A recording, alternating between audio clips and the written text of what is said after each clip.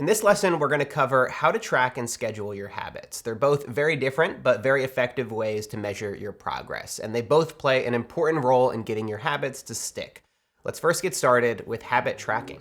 From entrepreneurs to athletes and creators, elite performers all have one thing in common. They're obsessed with quantitative data. Their progress isn't this vague, abstract thing. They measure and chart down essential data in a tangible way. Their consistency, their results, their wins and losses. This allows them to actually visualize their progress and identify when they need to tweak their strategy or change up their path. And you don't need to be a Grammy-winning performer or an Olympic medalist to benefit from this approach. Having some kind of system to track your progress is non-negotiable for anyone who wants to create a new habit. And there's a couple reasons why. First, it keeps you accountable. It's far too easy to fall off the wagon with your goals if you take an out-of-sight, out-of-mind approach. We've all been there. You forget to meditate one day, and then two, and then all of a sudden you realize you haven't opened up your meditation app in a week. But by keeping a habit tracker in your environment, like on your fridge or by your bed, it becomes hard to ignore. It serves as a daily reminder to carry out your habit. Second, tracking your habits gives you real-time positive feedback. Let's be honest, habit formation can be a long and tedious process, and it can take a while to see results. But your habit tracker acts as a constant visual reminder of just how far you've come, even if you feel like you're not making progress.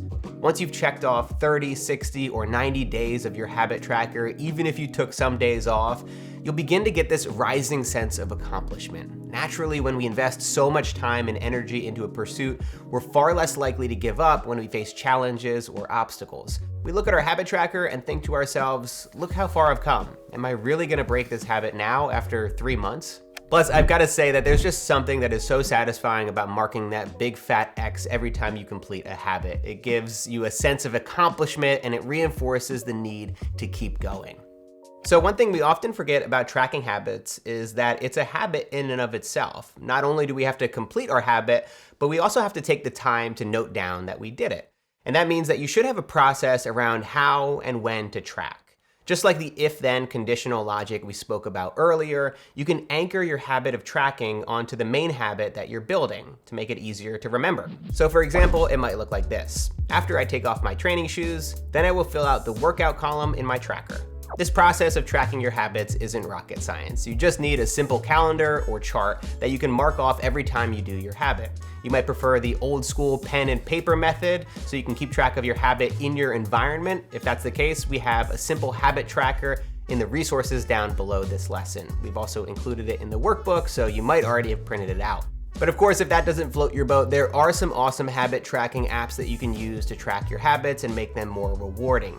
Fabulous is a popular app that uses behavioral science and really beautiful design to help you build habits and daily routines. Or if you fancy yourself a gamer, Habitica is like the Animal Crossing of habit tracking.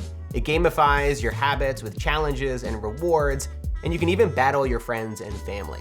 Or if you really want to put skin in the game, Beeminder is a habit tracking app where you have to pledge a monetary amount, and you'll be taxed every time you don't stick to your habit. This app is not for the faint of heart.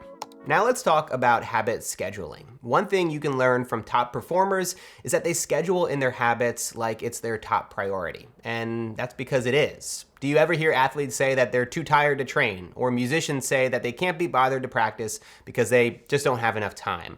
Of course not. They treat these habits like non-negotiable commitments that are a pain in the ass to get out of, just like the dentist appointment or a work meeting. It turns out that there is a scientific reason that scheduling in your habits is so important to do, and that's because of a process neuroscientist Andrew Huberman calls task bracketing. This is the process whereby neurons fire at the start of a learned routine, go quiet while it's carried out, and fire again once the routine has ended. Take the example of brushing your teeth. It likely doesn't matter what's going on in your life. You had a crap night's sleep, your partner dumped you via text, or you're really hungover. You're probably still gonna brush your teeth in the morning and at night, even if you are fighting back tears. And that's because task bracketing has created a kind of neural imprint, like a fingerprint on your brain, that ties this behavior to these times of the day. You don't have to think about it, you just do it. And that's what you eventually want to aim for when it comes to building habits. But it doesn't just happen by itself. It starts with scheduling it into your routine and sticking to it over a period of time. If you're just getting started out, you probably want more control.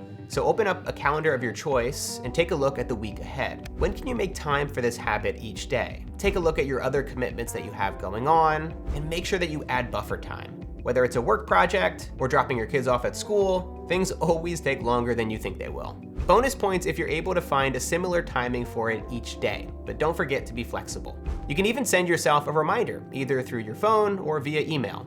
So for the habits that I've been performing for years, I actually keep things even more simple than this. When I'm planning out my weekly tasks, I actually open up my task management app of choice, To Do, and I schedule in my workouts as well. I simply write down that muscle group that I'm working out on that day. So Monday, biceps, Tuesday, biceps, Wednesday, biceps.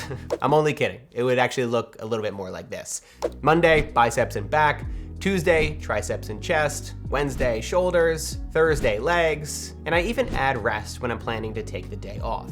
So keeping your calendar organized with the actual habits that you want to build can be a really helpful way to stay on track and make sure that you make time for it every week. But for me personally, once I've actually established a habit into my routine, I've moved now to the maintenance phase. And so I generally don't keep it in my calendar. Instead, I actually just put it on my to-do list. The reason that this process works for me is because I keep my to-do list really light. I usually only keep my essential tasks on it, so you'll rarely find me adding more than 5 items in a single day.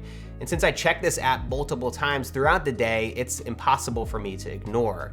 So there are 3 main things that I get out of this system: a daily reminder to work out, a way to track which workout I'm on, and to get that satisfying feeling of checking off an item on my to-do list. Treat your habits like the hottest date or most important job interview of your life. Would you forget to turn up to an interview at Google or a date with The Rock?